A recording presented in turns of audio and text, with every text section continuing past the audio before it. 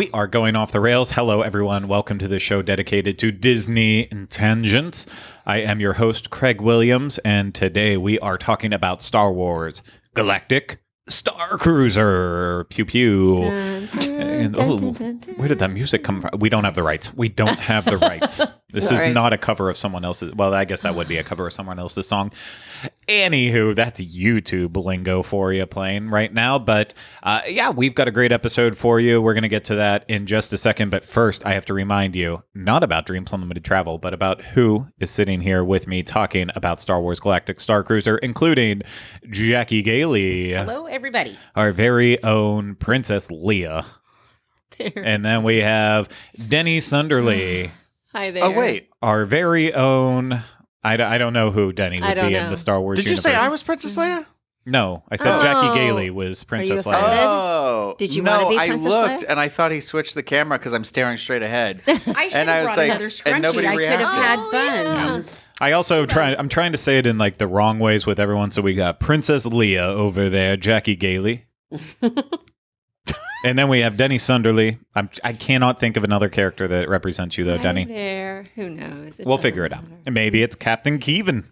No, it's that It could lady. be. It's the lady in the Return of the Jedi, and she's in Rogue One as well. I don't know if that's a good representation. Then we got Rhino, our very own Han Solo. Ham Solo, because he loves a good ham Sammy. Yep. And then there's me again, Craig Greg. Williams, Chewbacca. Greg. Chewbacca. Oh my gosh. Okay. All of it. Here It's we true. go. It's the Force. All of it. It's true. Hey, big deal. That's It's not all how the with you. Force works. It's all with you, That's Craig. not how it works. We're going to exclusively do Han Solo lines from Force Awakens and no other movie. We could totally do Dad! that. What was that? Oh my God. Oh, you're cold? Yes. It's actually my favorite line that he says in that movie. It's like, you were a janitor? And then Chewbacca's like, "Rah," and he's like, oh, you're cold? That's great. Oh, thank you. Yeah. Wow. Okay, we have to remind you that this episode is brought to you by Dreams Unlimited Travel. Experts at Out helping of you. this world, experts at helping you. I'm doing it Disneyland Go on. style. No, I Go can't. on. That's Go all on, I please. got. Go on. Out of this world, experts at helping you plan the perfect intergalactic vacation. When you book with them, it won't cost you any extra credits, and you help support the rebellion. This show is definitely not the rebellion, though. Visit them on the web at dreamsunlimitedtravel.com. I feel like I was trying to think of something else where I'm like, in the galactic marketplace, dreamsunlimitedtravel.com. You know what? If that wasn't a good ad for Dreams Unlimited Travel, I don't know what was ever. So we got the point across. Dreams Unlimited Travel. Want to support us? You like us?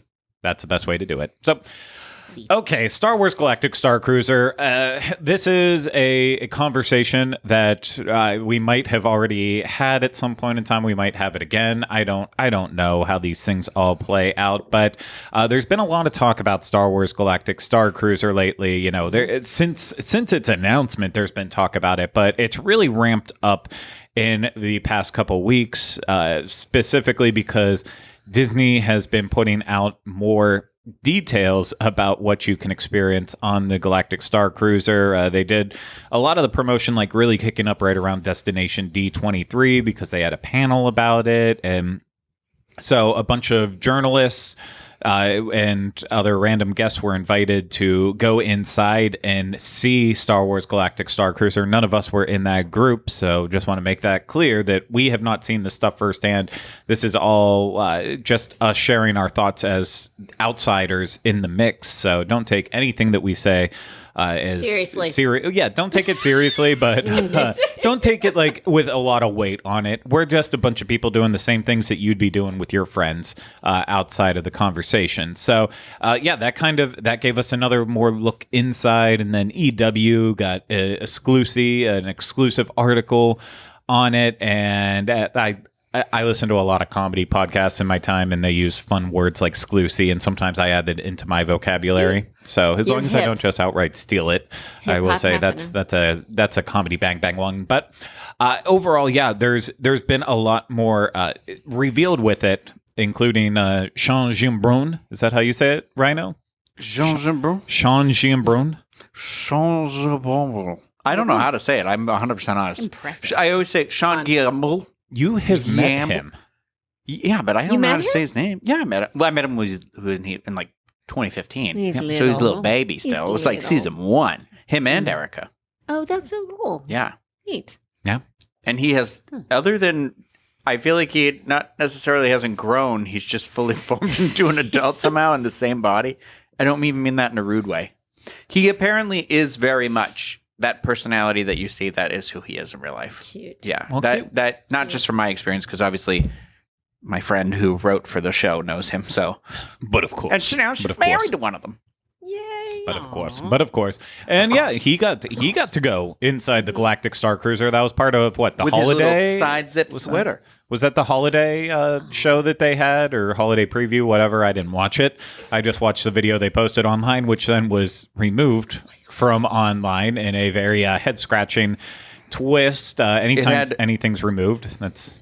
It had a lot of thumbs down. Yes. Yeah, well, and we'll get to that. And then, of course, then a lot of circulation came out there with like, oh, there's all these openings for the Star Cruiser that weren't there before, leading to, were they underselling it? Were there cancellations? And I kind of shared on a Tuesday show my thoughts and feelings in terms of it. And I leaned towards the cancellations of it because I believe the final payment date was up right around the time that everyone said all these openings were coming up. So that would kind of go hand in hand. I mean, the same thing happens for cruise line.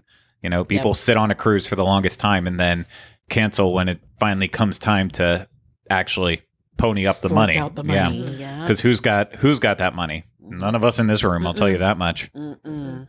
Maybe Rhino if you didn't have a Power Ranger problem. Money. Daddy What? Warbucks. If you didn't have a Power Ranger problem. Yeah, it's probably true. Oh, I know the same thing for if I didn't have a tiki mug problem. We all have something we could sacrifice to ride on the Star Cruiser one day. But okay, so we have now spent 8 minutes doing Star Wars impressions, setting up what we might talk about in this episode. But we need to start actually talking about it. So what's our current thoughts on Star Cruiser, where it currently sits as of this moment with the controversies, the scandals, all of it? Where are we sitting besides the seats we are currently in? Where are we sitting? Someone. Not Denny, on that cruiser. Rhino. Oh, yeah. Okay. Denny first. I after watching just basing it off of the preview video that was put out there and then removed. It is, and I said it on Tuesday's show, like after you said what you said, Craig, which was great, but it is one of those things where the level of hype around this thing and the amount of money it's going to take to get to be a person on this thing, like it should be the culmination of all your hopes and dreams as a Star Wars fan, handed to you on a silver platter. And it does not appear to be that way. And it's so funny because the video was 2 minutes and 41 seconds or something like that. And it was just, of course, they can't show us everything, right? I didn't Right. expect to see everything.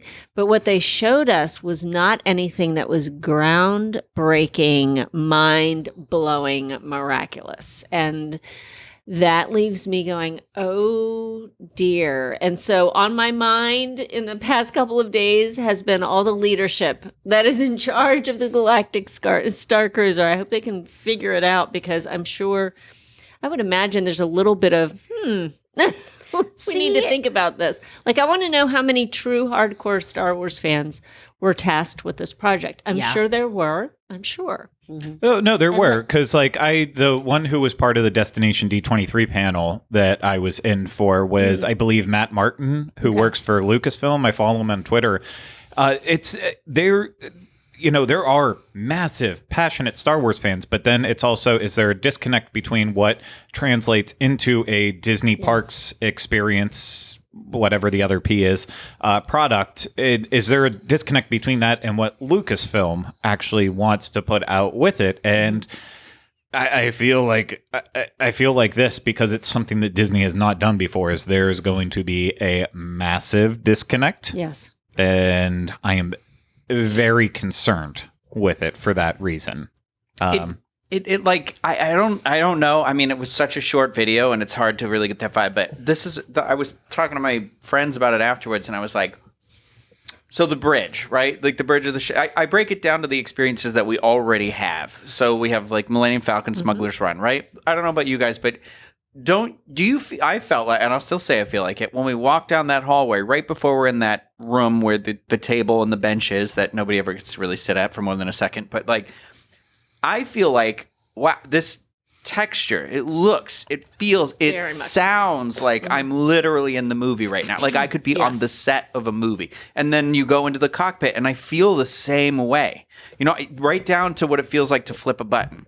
Okay, so then they showed the bridge in this 1 second. And I was like, that doesn't feel real. It doesn't look like a set of a movie. It looks like a playground. It looks like, you know what I mean? Everything is very rounded. Everything was very plasticky. Everything was very like, and I know that's an element, that's sort of an element, but it didn't feel, it felt like It didn't feel the toy version of it, if that makes sense. Not you know what I mean? Like practical. not the actual physical. Yeah. Like not the, you know, it just, it didn't look as cool as I imagine or what we've seen of the bridges of other Star Wars vehicles so far. It looks less than.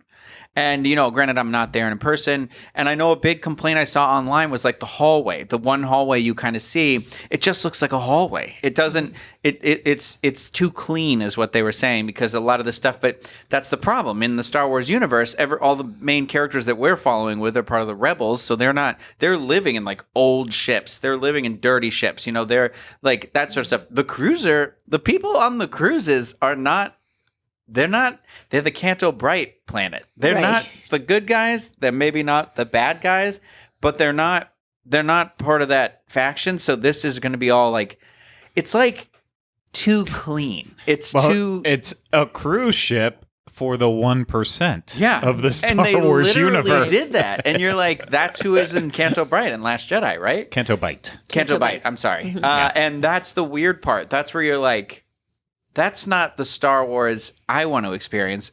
I want to experience like the igloo that Luke lived in on Tatooine. I mean, I don't want to live on Tatooine. I feel like Florida is Tatooine, but with trees. But like, it's too hot. But like, I want to live in Hoth. Yes. But like, I don't know. I wanted more texture and stuff, and like, it's hard to put into words, but there does feel like there is a disconnect. Like, I think you said it well, where it's like, my first reaction was, this is an algorithm-based creation. It is not it's that heart. It doesn't feel like there's heart. It feels like maybe there were designers and people that are Star Wars fans in there, but it ultimately feels like it then went through, it's the Sneetches. It went through the computer and it came out the other side as something else. And it's like, and that's not really what I want. I don't know. It's hard because this is a really unique experience. Like, where's that thing? But I think they're trying to make it too Disney. And that's not, and Star Wars, I know they own it, but it inherently is not Disney. Just because they've had Star Tours and stuff like that. This was a Fox product. This was Lucasfilm. This wasn't. I understand it is family friendly, but there is a very specific like Disney parks experience. Like it feels like an era that has already passed. Just from those couple minutes. I don't know. Maybe I'm completely wrong, but you guys are right. Like, it's so much money you're sinking into it. So it needs to deliver on those things, you know? See, and I feel like, okay, so this is how I feel about it. So the video, it's hard to picture, like a lot of times videos and photos and things online don't give things the justice that they really need, right? So, and I'm looking at the picture of I can't remember her name. The Twilight Anne Singer? Morrow. The blonde Imagineer with the long straight hair. Anne Morrow. Anne Morrow. Oh, yes. Yeah, that's and her. She has another name. Anne Morrow something. So there's a hyphenated. Yeah. So I'm looking at the picture of her standing in there. And, you know, I feel like we can't get a feel of how it's going to really be just from that video. Like, I feel like when you're standing there and those huge windows are there and you see Earth and the reflection, I feel like it's going to feel different. And I feel like if Disney gave too much away in the video, if they gave enough away that the majority of people were ecstatic, I think that would mean that they gave too much away. Except that they've got to sell this thing. They do, but I think what's going to sell it is the people going to it, because hardcore fans are going to be there. And I think that once they come off of their voyage and share what it was really like, I feel like that's when it's going to start filling up.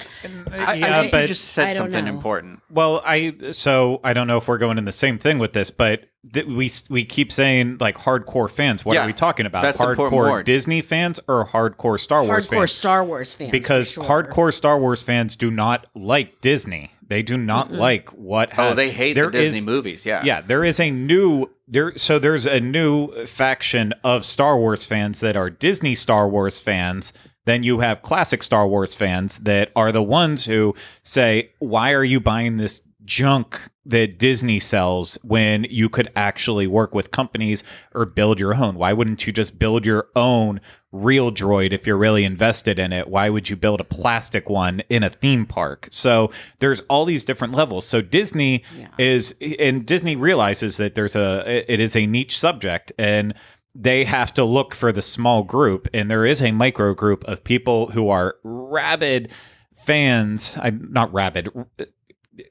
Over the top. Rabid means dedicated, doesn't it? Dedicated fans of the Disney. I think you're using it in the correct context. A rabid fan. They're like they foam at the mouth. They foam at the mouth for it. Thank you. And so they need those ones that are Disney Star Wars fans that say, I don't care about what happened before Episode 7. Give me some 7, 8, 9, and Galaxy's Edge and what's in that. And that's the problem. I don't think there's too many people who are exclusive to that group. There are people who are willing to see Galaxy's Edge only to be disappointed by where are the characters from what happened before. And so Disney still hasn't really quite caught up to the mindset that they are consistently putting out a product that a lot of people don't necessarily want fully, but they're still going to experience, because then at the end of the day, if you're flying the Millennium Falcon, you're flying the Millennium Falcon. If you're on Rise of the Resistance, there is almost no experience that matches that, but that is included with a theme park.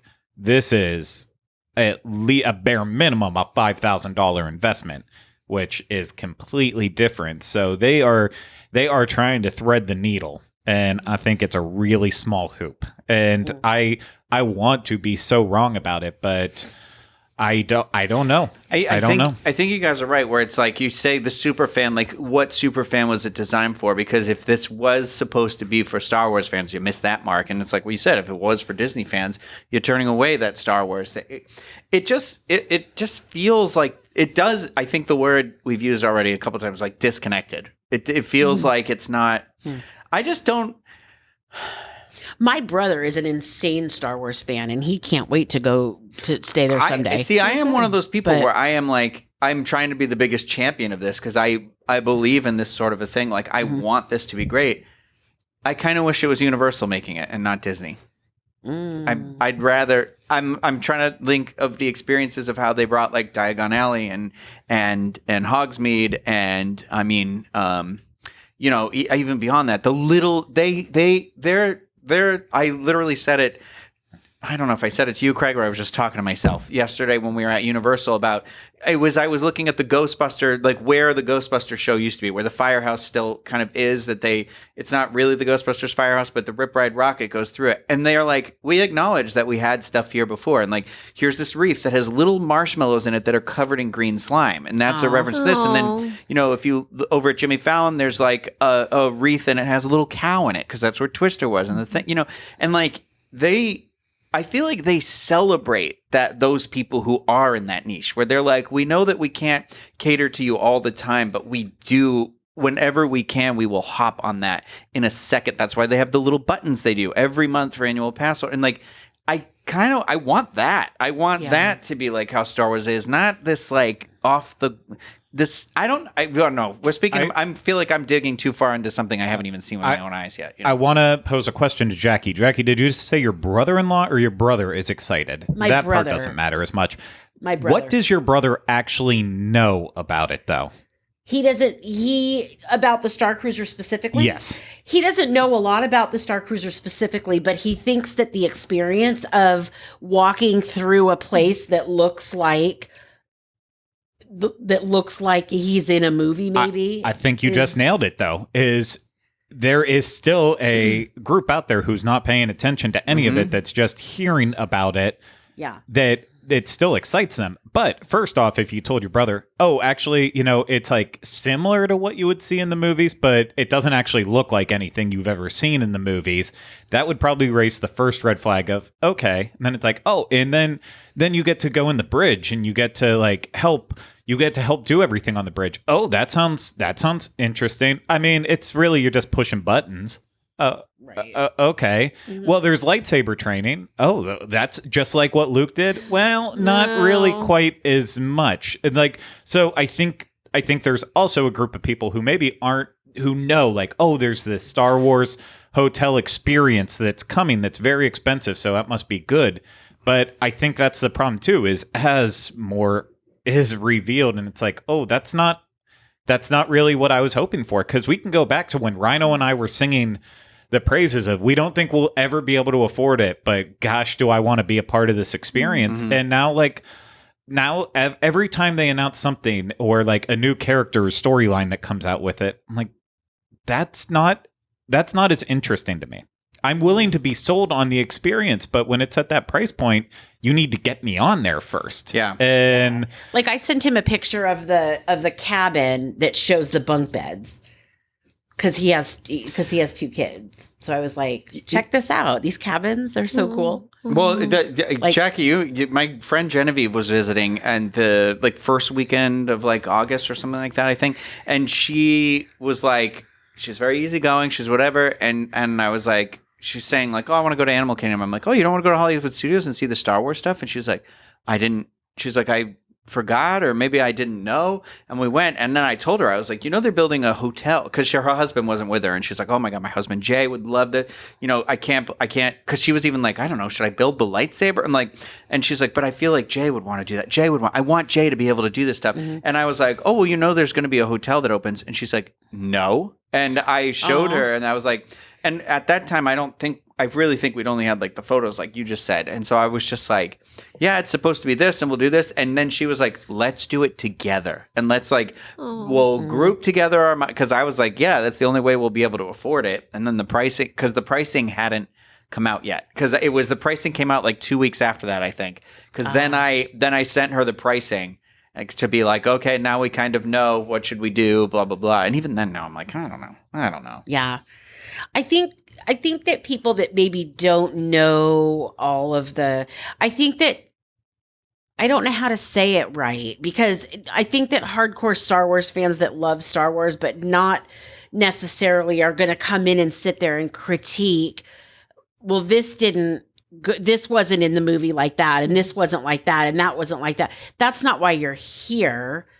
That's not why you're at Disney necessarily. You're just here to kind of absorb what they've put out for you, and you're paying a lot of money for an experience, not necessarily for facts that are similar to the movies. There's no other place like it, right? There's no other Star Wars hotel anywhere. No, there's not. But that's the problem, Jackie. I think there's too many people with the mindset that you have sitting around saying, people won't critique it like that. They won't do that. Star Wars has one of the most toxic fan bases. That's not a surprise to Lucasfilm, and it shouldn't be a surprise to Disney. It shouldn't be a surprise to anyone. But part of me thinks too was, okay, well, look at what the bridge experience is supposed to be in terms of pressing buttons and going through that. Look at what the lightsaber stuff looks like. I'm starting to get a feeling too that it's very, I'm going to say family oriented with thinking about younger children with it. And we obviously walk through Galaxy's Edge and see a lot of kids in there loving it, living their best Star Wars lives. But I'm also, that's where I'm thinking too. Maybe they decided to lean into that more with the Galactic Starcruiser than the adult experience of it. And because, at the end of the day too, I really want to go to that bar. Yes. But I'm not Right. spending $6,000 to go sit in a bar and spend another couple $1,000 $6,000. probably. Right. But a lot of times for parents, if you get the kiddos, you get the parents. Yeah. Like as long as your kids are happy, you're willing to do whatever, fork over whatever, hork down whatever, as long as your kids are happy. I think I agree with you though about that problem. I think that it's too. I find that when Disney starts to orient the experience around like families, whatever, for them, what that means for them, and it starts to come off a lot softer. Like it's when we were kids. I hate doing this, but like there was like Goosebump books and stuff like that, things like that. It was a little scarier for kids. Kids are. Public school system right now is horrifying, but you know what I mean? Like I felt like they weren't afraid to scare children before, and now they're like, the world's terrifying. We don't need to keep scaring kids at a younger age. Do you know what I mean? Like Stranger Things is kind of a return to that, where it's like, it's okay to have these like exciting experiences to put, kids in, because it's like, we realize like, that's what we want. That's like fun. It's like, that's adventure. That's recess. It's like, but my problem is like, I feel like sometimes I'm going to be penalized because I've been looking forward to this experience because I don't have children. And then it's now like, because it's so small and because it's like what we said, niche, I don't think it should have been oriented to the younger kids. Like I mean, I'm not saying that they should be excluded, but like even on the ships, there's adult only areas. And I know the argument could be, well, the bar's adult only area, but I'm like, where's the adult only experience though? Like, I mean, is it the gambling thing? Because that's kind of lame. Not to be rude, but I don't want to play this game that's really complicated that I could just buy at Galaxy's Edge to play for $15. You know what I mean? So like I have that. I guess my problem is that it feels like it's trying to just make one experience for everybody, and when it's such a big amount of money and such a small space, that I feel like it needs to have that. It touted itself as being this, everybody was going to be an individual in the type of experience. You have your different characters, your whatever. And so far, I haven't seen the character that I get to play that doesn't have children. You know what I mean? Like there's multiple spots for children that they keep advertising on here. And I'm like, I don't want, and this is me who drinks a lot, I don't want just a bar. I want the adults. I want to go lightsaber training when it's all 18 and up. Just because I don't want to feel like I'm in a room with children. Like I'm not even trying to be rude. I'm just trying to do it from that perspective. I don't have children. I don't know what it's like to travel with them. And I know that's a very expensive commitment for a parent to make, to bring children on this. But I think it's fair to say, if I'm going to pay upwards of, $5,000, $6,000, Yeah. I'd like the experience that I'd like to have. Yeah. Like if I'm going, like you said, the adults only area on the ship. So on DCL, you've got your adults only Right. area. So if this is going to be a 2-day cruise, there should be, I would imagine, more than just the bar. I would hope I mean, they can't share everything with us No. before they open, right? But I really hope. that's the hard part. And I'm not trying to be rude. I'm not saying that kids shouldn't be allowed on this and it shouldn't be geared toward the kids or whatever. I'm just saying it feels like it's always that. I don't want to say always that first, but you know what I mean? It feels like this was designed from I feel like Disney always ends up gearing things so much younger. Star Wars wasn't necessarily always geared to them, but it is a family. It is, it is all ages. 100%, no question. So again, I'm not trying to just poke holes in everything Jackie says. She just keeps bringing up good points. So adults in Disney, how does Disney view adults right now? They think that we just want good dining experiences, bars, merchandise. That's not true. They are already, clearly the bar is a big thing that is part of the adult experience. They are starting to give more away with the merchandise. And I'm not talking about just with Starcruiser. Like that's how they look at a lot of adults, single adults without kids who come to Disney. They look at them as, oh, you're going to buy stuff, you're going to eat places, and we know what's important to you. And so yeah, we don't know everything that's to come with the Starcruiser, but we have to look at how Disney views us as consumers. And I don't think with what is available during a 2-day voyage on a Starcruiser is enough for them to really have a lot of leeway with the experience. So they're going to try to sell us merch. They're going to say, oh, look at this food that you paid for. This was worth it. And then here's some booze. We'll charge you at the end of it. So you just said something that was important, because I went to that social media event at Disneyland a couple of years ago when Pixar Pier was opening, or had just opened, and the marketing people, or I don't know if they're marketing or what, I can't remember exactly his title now. I'd have to look back in my notes, but they were talking about how their biggest demographic right now was adults without kids, the AWOCs, and they were saying that he said he had done a test with his daughter and a bunch of their friends. So it was like 4 of them. They brought them in, and they came in, and these weren't even adults. These were just like 16-year-olds or something like that. And they let them have like 4 hours, but they just had to say everything they did. And he said they didn't do anything. They didn't go on a single attraction. All they did was eat and buy things and take pictures. And I was like, I hope that's not where your research. So my thing is that I think that all these decisions that are being geared toward people who don't have children and stuff like that are being made by the people who don't understand the people who don't have children and things like that. Because this guy did not understand, and I was really honestly shocked, because he was like, I don't understand why people take pictures of their food. And I was like, well, I don't think you should have your job, because you just said that. And that is a big thing. Like, that is the big thing in Disney community right now, is Disney dining and all that stuff. And I'm like, he didn't get walls in front of photo. And this guy's job was literally that stuff. Like, and so like, it's now feeling like here we are later that I feel like these experiences are being designed by people only in that frame of mind, who don't understand the people who don't have those kids. So you're right. So like, it's the same thing where it's like, I want to go on the attractions, I want to have fun. I want to dress up at the Halloween party and stuff like that. I want to do that same stuff. We're just big kids. Right. Yeah.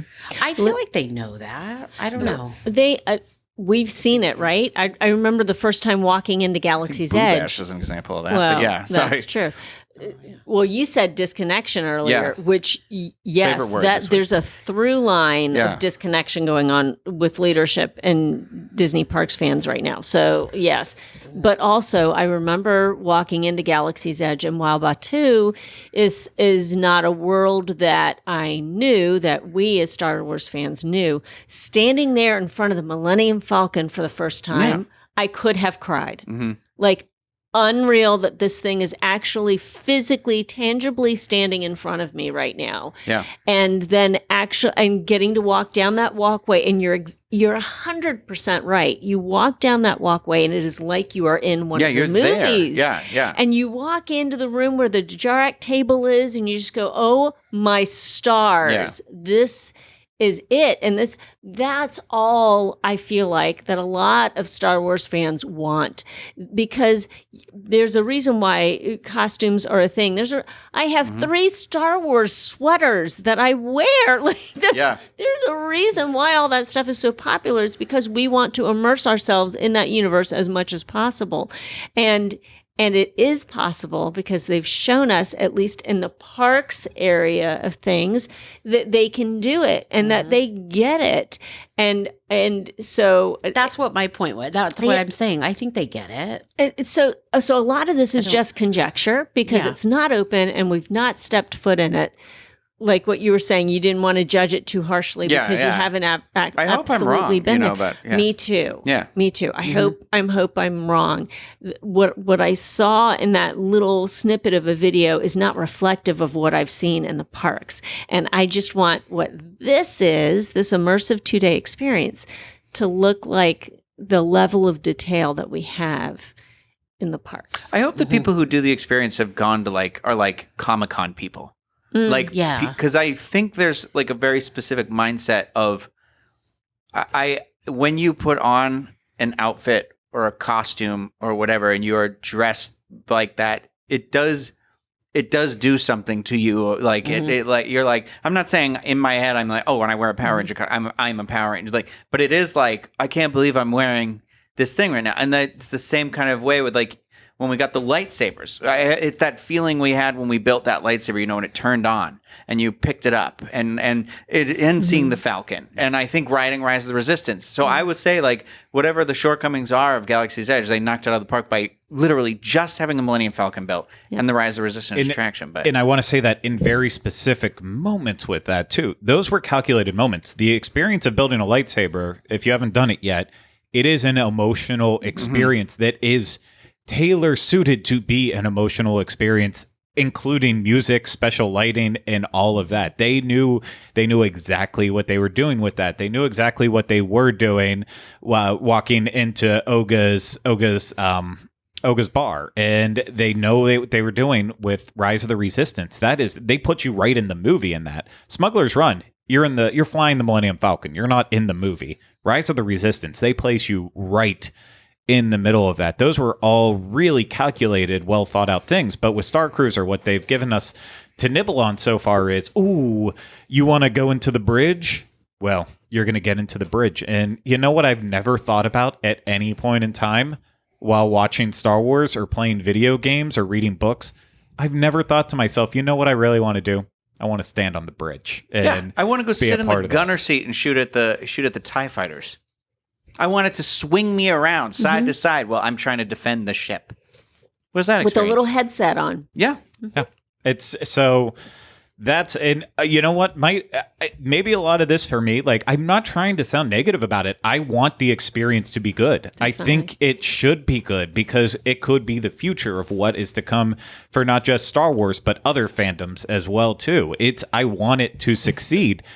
Maybe I'm mad that it's out of my price range with it, because it is. There's no way I can justify it. Even if people come back and say, this was the greatest thing in the world, you have to do it, you have to do it. I know the amount that I would have to save and save and save to be able to take part in it out of my own pocket. And it's not justifiable for me. I can't do it. If this was $2,000, that's a lot closer to me, but I'm talking, for me, I would have to save for years to be able to do this experience. And then if it didn't live up to every expectation I had, I would just think about how I missed out on everything else. And, I wish I had the extra income that could just allow me to say, let's do it. But that's just, it's not me in this situation. So I don't know if that tarnishes kind of my thoughts on it, but I don't want them to screw this one up. I really don't, because if it works well, it could be great. But maybe that's why we're extra judgy, because we're just afraid they're going to mess it up. Yeah. You know what I mean? Maybe that's what it is. It's the price combined with the love of it, and not trying to be toxic about it, but just literally trying to be like, it's when you're having a conversation with somebody and you're just like, I know you're hearing the words I'm saying, but I don't think you're understanding what I'm saying. I think that's literally what it boils down to. Like and part of it's weird and mixed too, because like when we were supposed to have a sit down restaurant in Galaxy's Edge, I'm like, oh, that sounds cool, and oh, there's going to be entertainment, and that never comes. But then all of a sudden, you're going to have that on Starcruiser, and I'm watching the video, the lady performing, and I'm like, maybe that's not what I wanted. So then it's like I feel like wishy-washy in terms of how I'm flip-flopping things that I want, but I don't necessarily blame them on their delivery. They came up with the character, the backstory, gave it a song and everything, and is going to make the most out of it. But I don't. Maybe I am bad in a way that I want certain things, and then if they don't like actually go how they are in my head, then I don't take it as well. I think that's the experience of being a human, now that I'm starting to say it more and more, but it's very weird. To me, Star Wars is like I said with it before, it's about the emotions that it ends up making me feel. It's something that I grew up with. The music is what drives me, and a lot of the imagery, and I just don't know if that's the future for Star Wars right now, or if it's just going in a different direction that is a different thing. But I can say this much: the Star Wars stuff that I always go back to the movies that I love, the music that I love, even some of the video games. I always have those. So Disney can't take away those in the memories that I have with them. But if the future of it is not where I am as a fan, I hope it is for someone else at the very least. Definitely. So, final thoughts? I think I just hope, like you guys, that it doesn't disappoint. I mean, I feel like Galaxy's Edge did a really good job making people happy, Right. and I really hope that this new experience does the same thing. So, Yeah, I hope the people who get to stay there are blown away by it. I hope that we're wrong about all of this and that it's just utterly fantastic. And I always hate, similar to what you were saying, Craig, I hate when an artist rendering is oh, it's going to be this, and then you see it in reality and you go, oh, womp womp. Okay. It's so the lightsaber training is not exactly what they said it was going. Okay. So yeah, I hope it's something that the people who get to go absolutely love. It'll be interesting for sure seeing in March. Yeah. How it all goes down. Yeah. It's I have high hopes that they will figure it out, but they also too can't do the same. It almost feels like it's trying to be an extension of what the lightsaber building experience is, and I don't know how they can make a full experience of that. Like, there's only so many emotional cues where you can start playing the famous French trumpets. Like, there's only so many moments where you can like pause for the dramatic effect and have the music start swelling in before it then also doesn't feel real. Like, because that's my only problem with the lightsaber experience is while I love it and it was one of the best things I have ever done, at the same time too, when all these things start happening, it's like, well, this isn't how the world works. Like, it is. I do play music in my head from time to time when I feel like it's the right moment, but that's not how it really works. But hey, March, it's coming up. Maybe none of us will see it. Maybe all of us will see it. But we will have to see. But that we will have to see. Yes. And with that, we are back on the rails. So that's going to do it for this episode. Thank you so much to the panel for having this discussion. And thank you, everyone, of course, at home for listening and watching. And if you want to support us more, again, Dreams Unlimited Travel. Hey, if you want to book the Starcruiser after this enlightening conversation about the Starcruiser, get in touch with a Dreams Unlimited Travel agent at dreamsunlimitedtravel.com. Then if you are watching this on YouTube, please hit the thumbs up, subscribe to the channel, and leave comments, questions, and video suggestions in the comments section below. If you're listening to this, make sure you're subscribed wherever you listen to podcasts. And if it's through Apple Podcasts, please leave us a 5-star rating and review if you're really enjoying the show. But that's it for us this week. We'll see you again soon next time we go off the rails. Take care. Bye-bye.